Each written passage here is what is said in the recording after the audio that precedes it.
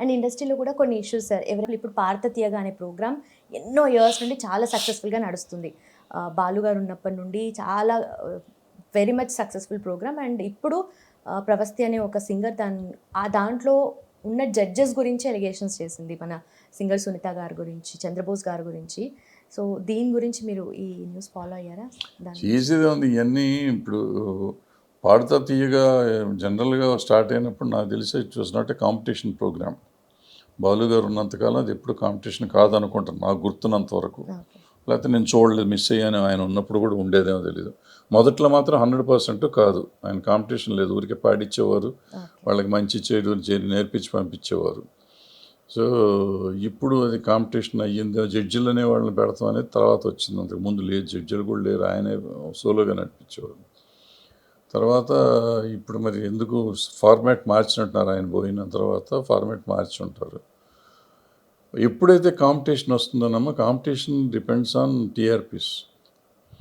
So ఈ జడ్జిలు అనేవాళ్ళు పేరుకి జడ్జిలే, కానీ జడ్జిలకి ఎంతవరకు పవర్స్ ఉంటాయి ఏంటి అనేది మనకి, అంటే నేను ప్రోగ్రామ్ నడిపించాను కాబట్టి వాళ్ళకి చాలా తక్కువ ఉంటుంది, లిమిటెడ్గా ఉంటుంది. సో అక్కడ మనకి నడిచేదాన్ని బట్టి వాళ్ళు మమ్మల్ని గైడ్ చేస్తారు. ఒక ఛానల్ గైడ్ చేస్తాం. ఛానల్ని ఎవరు గైడ్ చేస్తారు? టీఆర్పీస్ గైడ్ చేస్తారు. టీఆర్పీస్ ఎట్లా ఉంటాయి?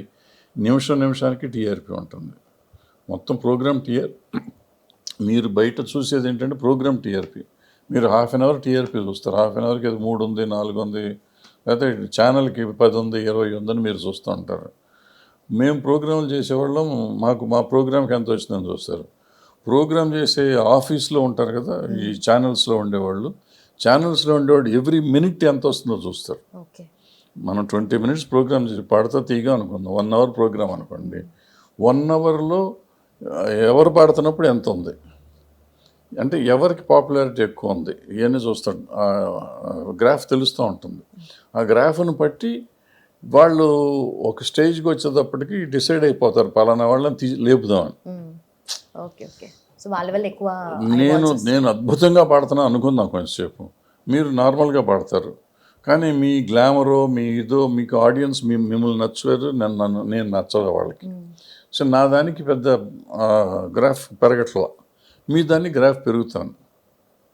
సో వీళ్ళు ఏం చేస్తారు, నన్ను తొక్కేస్తారు, మిమ్మల్ని తీసుకొస్తారు. నన్ను పాటలు పాడినెవరు, లేకపోతే సరైన పాట పాడనివ్వకపోవచ్చు, ఇది లేకపోతే అసలు మార్కులు ఇవ్వకపోవచ్చు, ఏదైనా జరగవచ్చు. ఇట్ డిపెండ్స్ అనమాట. అది ఎప్పుడైతే ఉందో any program in any channel, ఈ ఛానల్ ఆ ఛానల్ అని లేదు, ఈ జడ్జి ఆ జడ్జి అని లేదు, వాళ్ళ చేతుల్లో ఏం ఉండదు. వాళ్ళని మనం తిట్టుకోవటం కూడా అనవసరం. వాళ్ళు రైట్ చేశారా తప్పు చేశారా.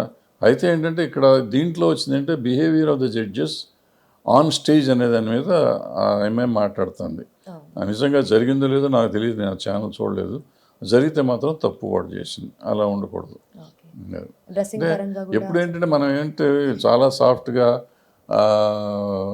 మిమ్మల్ని ఎలిమినేట్ చేసినప్పుడు, నువ్వు అద్భుతంగా పాడావమ్మా, కానీ ఛాన్స్ ఉంటుంది, మళ్ళీ నీకు ఉంటుంది, నీ భవిష్యత్తు బాగుంటుంది, ఏదో మంచి మాటలు 4 చెప్పి పంపిస్తారు. అది పంపించకుండా నాకు జడ్జిమెంట్తో సంబంధం లేదు, నేను వెళ్ళిపోతానని అనకూడదు కదా. అటువంటి జరిగినాయని దాంట్లో చెప్తున్నారు. నిజమా అబద్ధమా నాకు తెలియదు.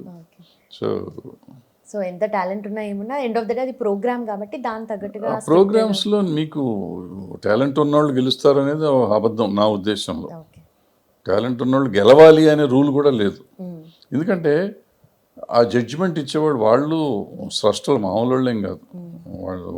వాళ్ళ ఫీల్డ్లో వాళ్ళు చాలా గొప్పవాళ్ళు. వాళ్ళకి మనకి సంగీత పరిజ్ఞానం ఉండదు, వాళ్ళకు ఉంటుంది కదా. వాళ్ళు చెప్పిన దాన్ని మనం నమ్మాలి, వాళ్ళకి తెలుసు కాబట్టి. సో దాంట్లో చిన్న తప్పులు ఉండొచ్చు, మనకు బయట వాళ్ళకి వినటానికి. పైగా స్టేజ్ మీద విన్నది మనం టీవీలో చూసేది తేడా ఉంటుంది. స్టేజ్ మీద వినేటప్పుడు వాళ్ళకి డిఫరెంట్గా ఉంటుంది. సో వాళ్ళు చెప్పేది పర్ఫెక్ట్ వాళ్ళు, బట్ వాళ్ళ ఇన్ఫ్లుయెన్స్ ఏంటంటే వాళ్ళకి మీరు బాగున్నా కానీ, నేను బాగున్నా కానీ మీకు ఇవ్వాలి అనేది ఇన్స్ట్రక్షన్ వచ్చినప్పుడు, సో నన్ను ఏదో చెప్తారు, నువ్వు ఆ సా తప్పు మాట్లాడావు, పా తప్పు పాడావు అని ఏదో చెప్పి నన్ను పంపించేసి, అయినా నువ్వు పర్లేదు అబ్బాయి, నువ్వు భవిష్యత్తులో బాగుంటావు అని 4 మంచి మాటలు చెప్పేసి, ఈసారికి నువ్వు రన్నర్ అయ్యావు, అమ్మాయి విన్నర్ అయ్యింది అంటే మన ఇద్దరం చాలా షేక్ హ్యాండ్లు ఇచ్చుకుని ఆహా ఓహో అనుకుని మీరు వచ్చి దిగిపోతాం. అది మామూలు అందరికీ తెలిసినవి, కావాల్సినవి. నడుస్తూ ఉంటుంది. ఇప్పటి వరకు ఇండస్ట్రీలో ఉన్న సింగర్స్ అందరూ కూడా ఆల్మోస్ట్ ఇలాంటి టాలెంట్ షోస్లో పార్టిసిపేట్ చేసి వచ్చిన వాళ్ళు. సో వాళ్ళు కూడా ఇప్పుడు టాలెంట్ ఉన్నవాళ్ళే గెలిచారని ఉన్నవాళ్ళు గెలిచారు, లేని వాళ్ళు గెలిచారు. అండ్ యంగ్ టాలెంట్ చాలా మంది వస్తున్నారు సార్. అంటే మూవీ ఇండస్ట్రీ వైపు ఇంకా హోప్తో చాలా మంది వస్తున్నారు. మూవీ ఇండస్ట్రీకి అసలు ఛాన్సే లేదమ్మా. వీళ్ళంతా ఊరికే పిచ్చి మాటలు మాట్లాడుతున్నారు. కానీ ఇవాళ ఈ పాడుతా తీయగా అనే ప్రోగ్రామ్ కానీ, సరిగమప అని కానీ, లేకపోతే లిటిల్ ఛాంప్స్ వేరే ప్రోగ్రాములు కానీ, సూపర్ సింగర్లు ఇవన్నీ వచ్చేసిన తర్వాత ఈ దేశంలో ఎంతమంది సింగర్స్ వచ్చారో తెలియదు. వీళ్ళందరికీ ఎంటర్టైన్మెంట్ ఫీల్డ్లో వాళ్ళందరికీ జీవితం నడుస్తాను. ఇప్పుడు నేను అనేది ఏంటంటే ఆమె మాట్లాడింది రైటా తప్ప ఇవన్నీ వద్దు. తప్పు జరిగింది, అన్యాయం జరిగింది, జరుగుతుంది కూడా.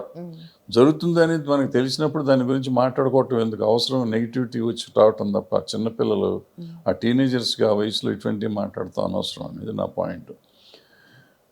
ఇది ఎంతమందికి ఉపాధిని ఇచ్చింది. 30 years 35 years అయినాయి ఇవన్నీ వచ్చి ప్రోగ్రాంలు వచ్చి మొదలెట్టి. ఇది వచ్చిన తర్వాత ఎంతమంది దీని మీద బతుకుతున్నారు. పెళ్ళిళ్ళలో పాడవచ్చు, రోడ్డు మీద పాడవచ్చు, స్ట్రీట్ సింగర్స్ అవ్వచ్చు, చిన్న చిన్న ఈవెంట్లో పాడుతున్న వాళ్ళు ఉన్నారు. వీళ్ళందరూ అయిపోలేదా? వీళ్ళందరికీ బతుకుదిరువు అవ్వలేదు. అది అక్కడ నీకు అవార్డు ఇచ్చారా ఇవ్వలేదు? ఇచ్చినోడికి ఇవ్వనోడికి అందరికీ పని జరుగుతుంది. మనం ఆ ప్రోగ్రాంకి వెళ్తే పని దొరుకుతుంది కదా. ఆ ప్రోగ్రాం వాళ్ళు మంచివాళ్ళ చెడ్డాళ్ళ, నన్ను అన్యాయం చేశారా, నీకు అన్యాయం చేశారా అనేది పక్కన పెట్టేస్తే నేను బతుకుతానికి ఆ ఛానల్ నాకు ఒక అవకాశం కల్పించింది. అట్లా ఆలోచించుకోవచ్చు పాజిటివ్గా మనం. అండ్ ఆ ప్రవస్తి అనే అమ్మాయి కూడా చెప్పింది ఈ మాట, నాకు దీనివల్ల నాకు చాలా లాభం ఉంది, నేను బతుకుతున్నాను, నా బతుకు తెరువు దీనికి పనికి వచ్చిందని అమ్మాయి బ్రహ్మాండంగా చెప్పింది. అమ్మాయి మెచ్యూర్డ్గా చెప్పింది చాలా విషయాలు. ఆమె చెప్పినవన్నీ బాగున్నాయి. కానీ ఏమిటంటే హర్ట్ అయింది తనకి, వాళ్ళు లేచి వెళ్ళిపోవటం కానీ ఏదో చెప్పటం కానీ. అండ్ సునీత గారు ఏదో చేశారని ఇవిడ అనుకోండి. సునీత గారు తలుచుకుంటే చేయగలిగింది ఏం లేదు. ఆవిడకే దొరకవచ్చుగా.